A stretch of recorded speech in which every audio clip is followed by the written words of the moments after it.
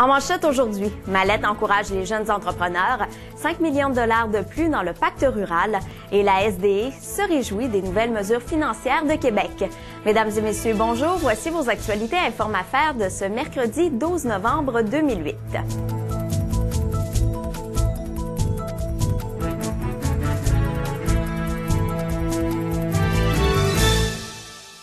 Le bureau de Montmagny-Lillet de Mallette encouragera la relève entrepreneuriale et offrira au cours des 3 prochaines années 30 000 $ en bourse à chaque année. Ainsi, 2 fois par année, Mallette remettra à une entreprise de Montmagny et une de Lillet une bourse de 5 000 $. L'entreprise pourra utiliser l'argent soit pour faire de la publicité, du développement de marché ou entreprendre un virage informatique.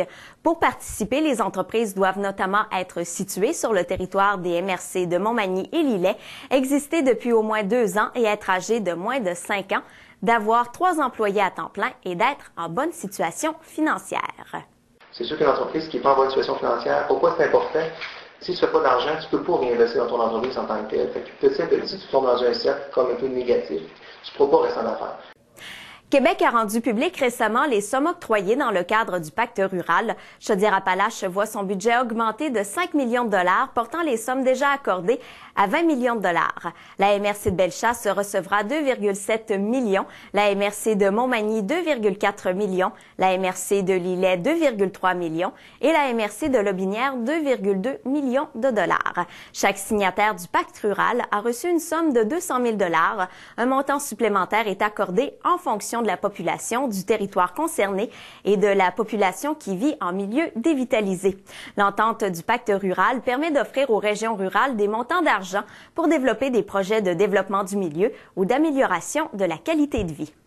Et l'annonce de mesures de 1 milliard de $ pour augmenter les liquidités d'entreprises manufacturières qu'a fait récemment la ministre des Finances Monique Jérôme-Forget dans son énoncé économique réjouit les organismes de développement économique de la région. Cette annonce a été faite en réaction à la situation économique mondiale qui touche les entreprises québécoises, dont plusieurs en Chaudière-Appalaches.